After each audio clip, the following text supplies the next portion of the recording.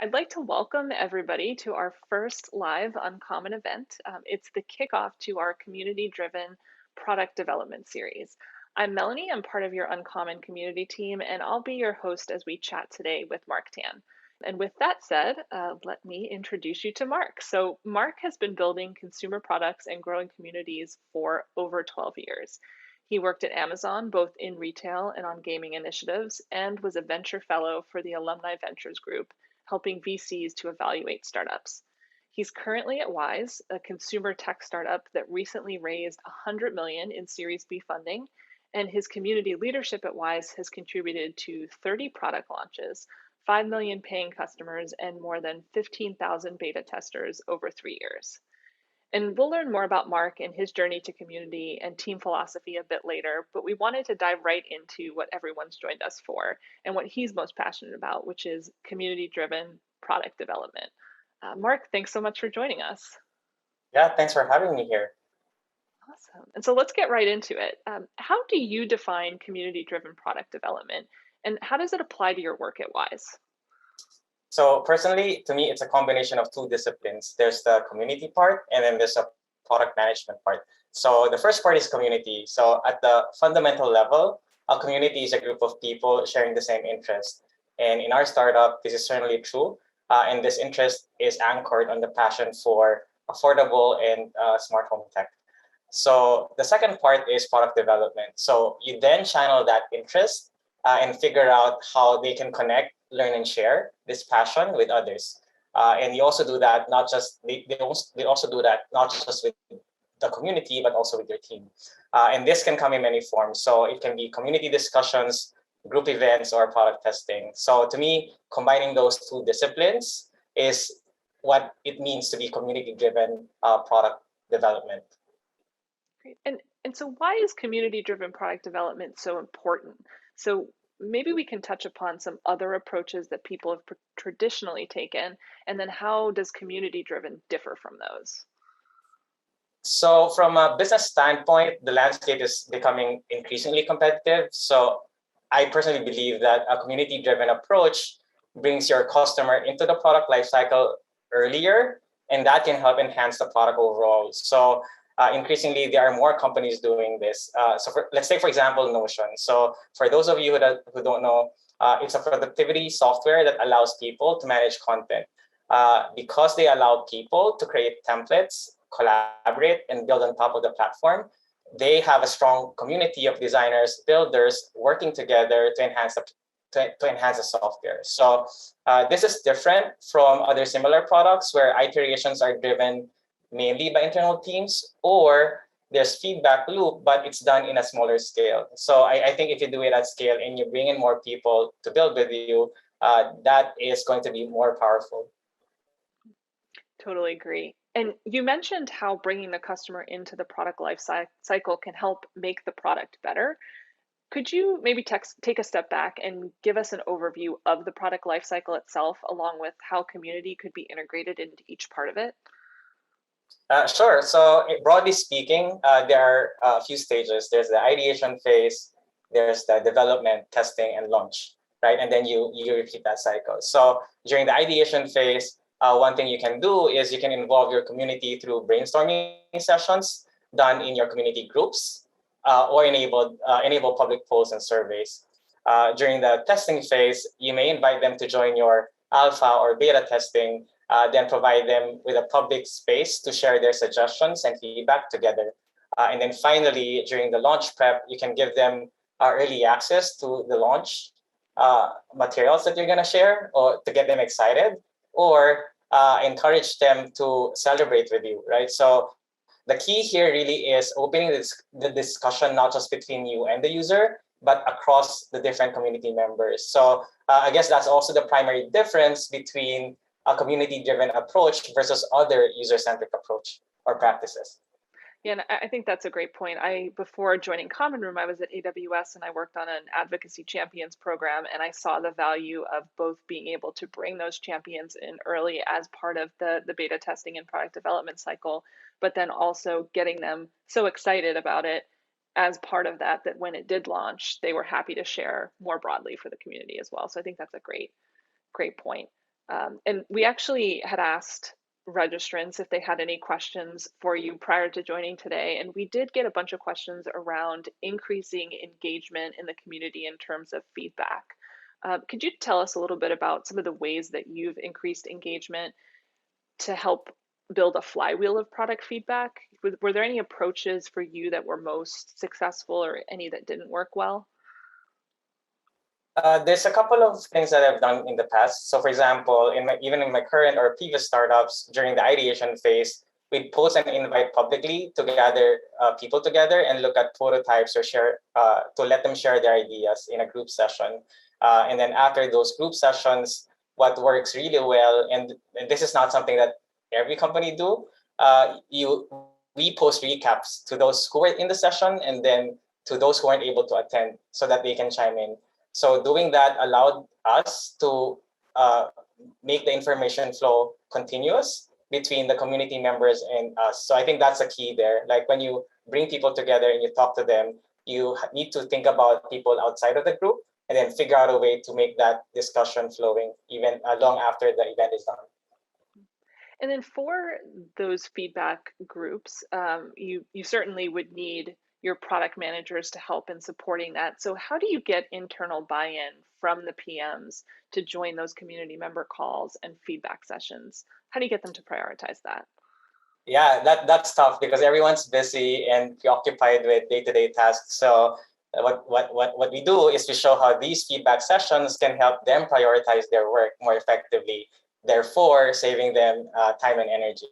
So for example, when I was working in the video rewards program, I had to work with other PMs too to validate whether our value prop was clear. So in that case, we have like a discount and instructions on how to redeem the rewards. We could have done it in multiple ways. So one of them is doing multiple research or talking to one customer at a time or querying all the data that we can. But instead, what we did is one afternoon, me and my designer went into a university, reached out to a gaming community there, and we had an open dialogue for about an hour to share our ideas with them. So in that one afternoon, we collected so much feedback that the other PM and designer came up with a proposal the following day. So obviously, there's a lot of iterations there, but the PM saw the value and the approach of having this dialogue with other people. And after that, it allowed us to put that process in place as part of our sprint cycle. So that's one win that that happened as part of this suggestion. So not just telling them, but also directly showing them the value. And then sometimes you can bring them like take them out of the office, right? So people want to like meet the customer. So people tend to forget that, but it's actually very important. So strongly advised whenever you can. Great. And then, so along those same lines, once you do have that buy-in from PMs, how do you set the expectations both for them and then other internal stakeholders in the company in terms of how they should be interfacing with community members, what the goals are, and how they should prepare? Yeah, so this one is tricky. So one thing you can do is share community guidelines internally, not only with existing members but new members coming into the team, right? So you have to make sure that you onboard new team members with a culture, create an outline on what to share, what not to share, and how to say it. So remind them that when they respond through official community channels, the community members may view this as a company promise. So it's very important to be as transparent as you can without over promising anything, especially when it comes to product features and releases. So in terms of why they should come, bringing the public community feedback into the relevant channels internally help us give clarity on what the purpose is. So anecdotes from customers are always very powerful because sometimes it breaks the tie in terms of what to do next. So showing, in summary, showing those community insights is super helpful to help them understand the value. And then once you have, so you have the product managers on board, you have the people that you want to speak to, what steps can you take to ensure that you're getting high quality feedback from those community managers when you are involving them in product development? So, for example, how do you structure feedback sessions so that both the members are heard and the internal teams can surface feedback that they can likely apply and use in product development? Sure. So I think it's important to clarify what you're asking for.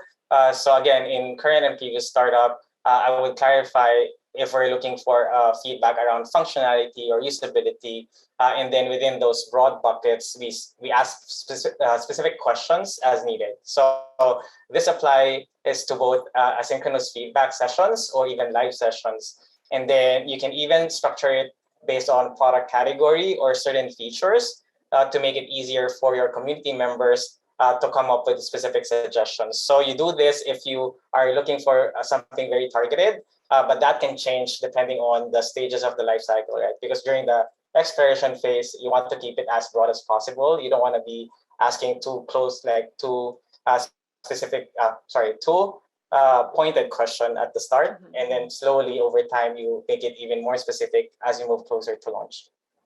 Makes sense. And you also mentioned earlier that you make it a point to communicate back to the people that you're getting feedback from. So can you tell us a little bit more about once you do that? So you have the sessions, you have the feedback from the community, the team has decided what they will use or action on versus not. How do you go about communicating that back to the community members who participated? Different methods. So first is a simple, I mentioned earlier, it can be as simple as a recap to those who were in the session. So don't spend too much time on it, just draft some notes. People would appreciate that because it shows that you listen to them. The second is once you synthesize all these inputs, you can put it as part of your newsletter update to include to share it with those who weren't in the session, right? And then a third is a public post in one of your community channels. So if you want to pick some highlights that will get people excited, or you want more inputs from them, then you can capture some of that and then create a post so that the community members can have a dialogue around it. And I think that's a great segue into our next question, which we got from registrants as well. And we saw it come up a few times just in terms of software and tools for those feedback pieces of information. So what tools and software products are you using today for sourcing and consolidating that feedback, product requests, sentiment from various community channels? Do you recommend existing platforms, something like a Facebook or Slack, or something built into the product itself, or some combination? It depends on the resourcing. So we're still a very small company, so that's one consideration. Another one is ask yourself if your community will be heavy on community discussions, event management, or are you looking as at your community more of a resource hub for relevant content.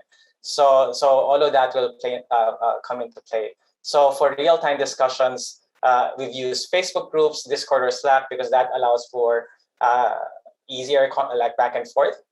If you're looking into public forum, highly recommend Discourse. It's an open source software that you can use as a forum. It also serves as a content library to serve product communities really well. So this is where we crowdsource our feedback to get votes and wish list on upcoming plans of the company. So by the way, in that tool, old and new members can also search and refer to more content easily as compared to like a social feed, right? So that's the benefit of doing that. For events, you can use a lot of tools here. There's like Luma, Splash, or Hopin. Again, varying price point, varying use case. So I guess all in all, you should ask yourself on top of the earlier questions, like who is your audience and what the format they're used to. What is the type of content that you want them to share? What is the level of privacy and intimacy that you want to use, and then what is the frequency of interaction? So there's a lot of questions here. I don't want to give a tool that it's not a one size fit all solution. So I think you should use all of these questions as a criteria for you to decide which one is best. Yeah, and we have found the same in building our community up at Common Room as well, and trying to think through those same questions. So I think it is great advice. And I do want to make sure that we leave some time for questions in the chat. But before we do, I also wanted to get some insights about just your community philosophy as well, how you got into community. And so I'd love to hear a little bit more about your path to community and how you think about building a community team. So, what led you to community and how did you get your start? Yeah, so I always say that I'm product manager by heart. So that it started from that role. So my approach has always been user centric. So I've always been interested in bringing user insights into product development. In fact, my very first PM role is a UX PM or customer experience PM. So I was working heavily with designers because I love seeing visuals. So I enjoy defining user interaction, and I've done a lot of A/B testing as I move on to Amazon to see what kind of interface will work better for the users. And then over time, that shifted more and more into dealing or interacting with community members, especially in my current work, because we saw the need to get support and help from our community to test physical devices. So that's my story from a UX PM all the way to leading community team. And so, if we jump a little bit ahead to your current role, has community always been under product at Wyze? I know we hear a lot of differing opinions on where a community team should sit within an organization to make sure that the voice of the community is heard. So, we always love to get new perspectives on it. So, I'm curious where you think the community team functions best within an organization and whether or not your team has considered some of those other structures or discussed benefits and trade offs. It moved around before I joined. So there was a time where it was with customer support, working closely with customer support and marketing. And then at the point that I joined, it slowly integrated with the product team. My hot take is community team should be a dedicated team. I feel like it's a conduit and acts as a channel for all your community feedback, which covers everything, right? From brand, product operations, and customer support. So you cannot control what community members will say because they're going to have feedback and ideas across the board. But however, I also understand that uh, uh, companies operate differently. So my suggestion is position your community closer to the team that will benefit with a frequent and tight feedback loop that you can pass back to your community members. So it all depends on the company and content that you're building. And it's definitely exciting to see more people with a CCO title, Chief Community Officer. So, totally agree that wherever, depending on which company you're in, wherever will be the best place for the community to be heard and respected within that organization is the best place for them to be. But also look forward to seeing more of those CCOs and a seat at the C suite table and community dedicated teams as well. Um, and speaking of community teams, being that you lead one now, curious what you look for when you're hiring a new team member. So, for those people out there that are maybe new to community or thinking about taking on community as a next role, what do you look for in recruiting? I'd say start with strong user empathy and then strong cross-functional communication and collaboration. So I know a lot of roles require this, but especially so when you're a community manager and sometimes if you're doing the public facing work, you are the face that many members will refer to, right? And then if you're looking for more specific community management, the first one I'd say is the ability to distinguish and understand escalation situations because it's not a very clear question or feedback sometimes. So having that ability to classify certain posts or certain feedback is going to be key.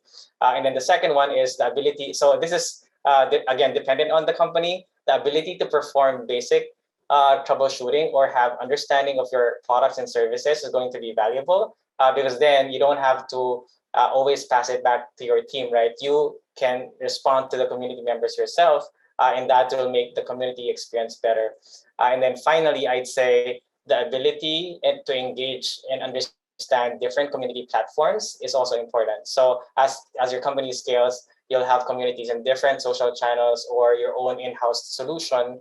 And people have different behaviors depending on where they are sometimes. So having an understanding of the culture within those groups is going to be key. So I'd say those are some of the key things that we look for. Great. And then lastly, before we jump into questions from the chat, I would really love to hear what you're most excited about for the future of community, or even just what's most exciting to you about the next 5 years.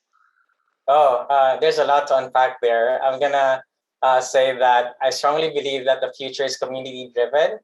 You'll see more companies building with community because that's the best way to win. Like you can, there's a trend around sales growth, sales-led growth, marketing-led growth, product-led growth. If you notice, that's actually pushing the conversation early and earlier and bringing the community members throughout the cycle, right? So I also believe that the future is decentralized. So we'll see even more inputs coming from community members. And these people will have a bigger stake, not just into the product building, but also in building the company as a whole. So depending on what horizon you're looking at, I see that becoming the future in the next 5 to 10 years or even sooner. Excited about that as well. And so with that, I wanted to have Rebecca join us. Rebecca's our head of community, and she's been monitoring the chat for questions. So Rebecca, I'll let you take it. Hey, Mark and Melanie, thanks so much for letting me pop in and ask the questions, which is one of my favorite things to do. I'm so glad to host all of you here. All right, so the first question was from, I hope I'm saying this right, but Marisol. Marisol asked, what's the difference between content marketing and community building? Great question, interesting distinction. And how can you add community building strategies into a content strategy? I feel like Melanie will be able to answer that better than me because I always say that I'm not a marketing guy. But let me take a stab. So I think to me, content marketing is an element that allows you to build community better, right? So again, depending on your product, might be the core theme that uh, brings together the people. So in that case, it's your responsibility to think ahead on what content you want to showcase to the community and what content to ask from them so that they can share it with others. So having a content calendar across the year that relates to what you're doing, that relates to what's happening around the world is one of the things that a content marketing team does, right? And then community building does that and other things. So it doesn't have to be all content. It can be knowledge sharing. It can be something else or event. And I think it's up to you to delineate the content piece versus, let's say, the product elements of it. So to me, that's one way to look at it. I'm wondering, Melanie, if you have anything to add to that too. Sure, and I would say they can go hand in hand. You certainly can have content marketing in some product marketing organizations that is maybe focused on the product or tends to be a little bit more one way where you're providing content or displaying it in different ways. Where I think, when we plan for our content specifically around building community here at Common Room, we want to make sure that one, it's valuable for our readers, and then also we try to encourage dialogue about that content. So not only what can we produce as a one-way piece of content, but how can we use content to both foster discussion between us and our community members and then community members and one another. Yeah, and I think we keep trying to externalize any questions that we've had for ourselves. And then we have these internal docs, and we realize actually, if we have this question, someone else probably has it too. But it is a constant reminder to say, if we're asking ourselves this question, how do we turn this into something that we also share with the community who is probably asking themselves the same question instead of pretending like we know the answers? Because I think it's a pretty iterative process. Did the three of us, our powers combined, hopefully effectively answer your question? If not, please ask a follow-up and I will circle back to it and we can add more. Ooh, all caps, yes. Thank you. Amazing. The next one is from Scott Baldwin. Hey, Scott. So Scott asked, he's curious how you have applied community to the product lifecycle. So introduction, growth, maturity, and decline. Community is often just used for introduction, but then you lose sight of other stages along the way. So how do you think about community and the product lifecycle and make sure that community is at every stage? I think is the way I'm interpreting that question, Scott. Let me know if I got it right. Yeah, thanks, Scott, for this question. Nice to hear from you. So I think it's a different lens, but the principles are the same. When I answer the question around ideation, testing, development, and launch. That's bringing in your community in the product lifecycle, right? What I didn't touch is the growth aspect. So depending on the product that you have, your community can create content that will inspire others and give them suggestions on use cases to use the product, right? So we've seen this actually in our current community. So some community members will have creative ways of using the product that will then inspire others to look at it and say, huh, I can do that too. And because of that, that creates this inspiration and encouragement to purchase more and more products to allow them to also use it in their own homes. So I'd say that's one way of doing it, like using the community content and inspiration as a way to fuel your growth. Cool. The next one is from Elise Kent. Elise says, there are a plethora of community, great word, great use of plethora. There are a plethora of communities with similar features, forums, etc. Many are noisy, overrun with the same power users, and they also require independent dashboards. So are there any new approaches to product-based hybrid communities, especially those that increase activity across the board? And I'll let you interpret it, but I think maybe across the board, you, at least might mean across the various platforms that people are using. But if not, please put in the chat if that was a different question. Yeah, thanks. This is a loaded question, so I'll do my best to answer it. I'd say this is where a community strategy comes into play. Like, don't think of your community as one single unit.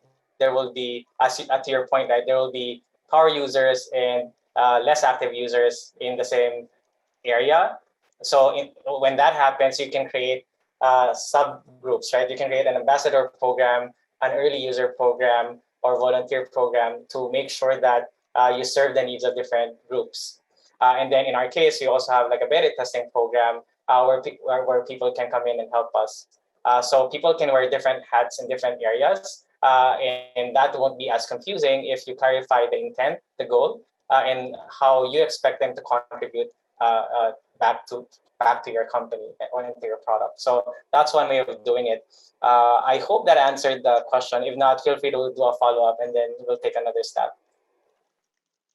Yeah, and I want to call out here before we get to the next question, Tina Amper also added to Scott Baldwin's question around the product lifecycle. And so she had added that community members themselves also go through a journey, air quote or quotes around journey, but John O'Bacon calls it, from casual observer to fan to super fan to advocate. So there are different strategies to move those members forward in their journey. And so I'm guessing there are probably a lot of different ways too that sooner or later, Mark, you and I, or maybe we want to add those diving deeper into the Slack Q&A where we can talk about what it means to sort of move community members through those different life cycles and then how people might look at those pillars or those stages across the journey. But Tina, thanks for adding that. All right, so the next one, so David asked what the tool was that you had mentioned for feedback or content library, and then Sam Silver came in with the assist and said it was Discourse that you were talking about, but I think we can also talk a little bit more about Discourse itself in terms of how do you see perhaps Discourse or some of those other tools, right? And like what is one of the key benefits to a community about having a feedback or content library that's accessible by all? Oh, it saves you a lot of time. It saves everyone time because you don't have to repeat yourself for every new customer coming in. You build upon content that was posted previously. So that makes for more an effective community experience. And I would also add to that, which is actually something new to me, that those get cataloged by Google. So the answers can also come up in terms of SEO and can help you like appear from SEO or like Google searches because those are, what do you call them? Scrapable is probably not the right tech term, but by Google. So that's also can be really helpful that not only does it save time, but it also adds cred to the answers that your company or business is building through those Discord, through your community and through those forums. So lastly, asking for a friend named Rebecca, something that I thought was super interesting that you said and that I've heard a lot across Uncommon Conversations that we've had with other community leaders is when we ask about what do you look for when you're hiring a community team, empathy is a huge one. There's like organizational logistics, coordination, like you have to love. Joshua Zirkle at Asana calls it like the unsexy stuff of community. But then the other side of it is like the strong user empathy. And that's something that you had talked about too. That's the first thing that you would look for. But I think empathy can be one of those tough things where you're like, okay, how do I teach empathy or learn empathy? How do I get better at empathy if I want to be a community manager, but perhaps I, don't know how to listen as well, or I'm not quite sure how to put myself in the shoes of this community member. I'm wondering if you have any tips or tricks for how to foster and nurture empathy within oneself, or like maybe some great resources for understanding where empathy comes from and how you might like nurture it in yourself as someone to truly interact with community members and flex that empathetic muscle. This like the first thing that came to mind is like Dale Carnegie, like how to win friends and influence people. Like if you really want to go like fundamentals, like your community members are like customers, but also advocates and friends. So if you get to know them, they have their needs, they have their desires. There's a reason why they're supporting you. So just like understanding that and getting to know them as people will go a long way. And then you can go like into more community specific books, and there's a couple of them as well. And then we can just do that in the Q&A separately. Oh, so maybe one more follow up for this friend I have named Rebecca. What's one or two kind of icebreaker, maybe not icebreaker questions, but questions that you like to ask when you're first getting to know someone? So sort of that thing where you're like, how do I approach a stranger who is like probably interested in a similar thing, but are there a few questions that you yourself really like to ask members to get to know them to sort of start building a relationship based on a foundation of trust and respect and friendship? I always ask how they hear about us, like especially if you're working in a small company. It's always interesting to learn about what people got excited to join your group and why they did it. So I'll start with where did you hear about, where did you hear about us, and what got you excited into joining? And then in the end, I always ask like, how can I help you? Because that will sometimes people get caught off guard when I ask that question because they don't expect people to ask that. But I think it's a good way for them to for you to understand what their challenges are, and then for them to voice it out to you. Cool. And I think the final question is we love here like reciprocity and acknowledging others' work. So who do you love to learn from? Who would you recommend that maybe we all also learn from because you learn a lot from them as well? Who do you want to Oh, nominate for classic learning? in terms of what topic? I would say community building. Let's go broad. Oh, I mean, a lot of them are in the audience actually. So like I don't want to pick names here, but a lot of them are great community builders. So I'd say the best way to learn about that is join the Uncommon Room Slack, because there's a lot of great people there who are community builders. And yeah, that's the starting point. Oh, thank you for that shout out. I swear we did not ask him to say that. We actually got one more question come in from Joshua. Two more questions coming in. Exciting. Joshua asks, what are some of the biggest mistakes that you've made when you've been interacting or approaching the community? Have there been any moments, right, where you're like, okay, I learned from that. Like, for example, we're always going to close caption now. What's something perhaps that you've learned or a mistake that you've learned from? It's this is again coming from a very product development mindset. So I didn't think as much about community being a two-way conversation in the past. So for me, it's all about pushing releases, asking for help, asking for feedback. But that's not going to work. So community building is supporting each other. And I learned that over time by listening and paying attention to what the needs are. So my advice is if you're going into community, make sure that you listen and have the empathy to do like to deliver what your community members need. Awesome. And we have one more from Marisol. She said, when you're looking to hire community builders, how can a community builder prove that they have experience other than having the title previously? So, what components maybe should they showcase in a portfolio? Oh, this depends on the. I always say it depends on the product because sometimes I just ask like, what communities are you part of? And then if it's public, I go there because that's the best way, right? Like community members oftentimes are public faces. So like if it's a group that I can join, especially if it's a hobby or an interest group, I'll just check it out. And then that's the best way to learn more about the person. So like my advice is like showcase your work by giving you not just your portfolio, but exactly how you're doing it in practice. Awesome. We have another one. For companies that haven't niched down in an age range, hold on, we're gonna get through this. What are your thoughts about hosting a large community versus multiple small communities from the same company? Oh, interesting. I'd start with by asking yourself, what is your community vision and mission, and then what's the goal of doing this. So if it's yeah, I mean it really starts from that. So before thinking about the execution pieces, like ask yourself, does it matter whether you only have a small community or a large community? Because the answer might be it doesn't matter, right? So I think you should do what's best for your product and for your company. So I guess I'm giving high level questions here. Marisol, if you want to share more about that, happy to chat separately. Yeah, and I think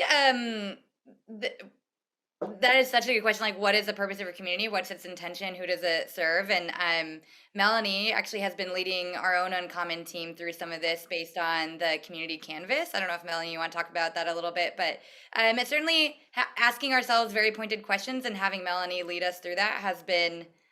It's interesting when you have 5 different voices that are like, oh, we actually thought we were all saying the same thing, but it's all a little different. And then how do you really coalesce and align together? I don't know if Melanie, you want to share a bit about the community canvas and that idea of intentionality.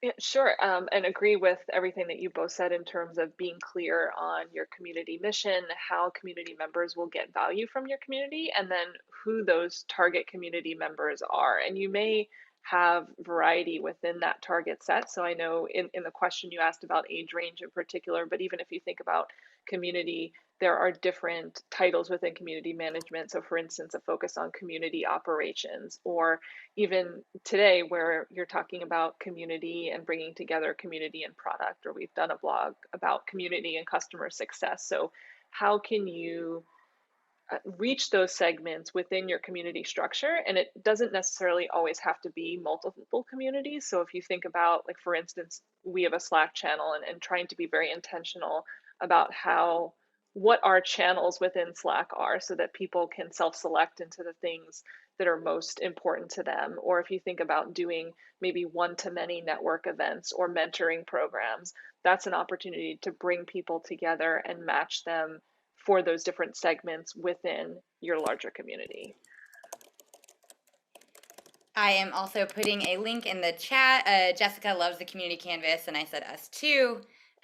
So there's a link to the community canvas in the chat if anyone is not familiar with it. It's a really great tool, and that looks like it's it for the rapid fire questions at you, Mark. Thank you for going deep with everyone here and entertaining me working through some of them with you.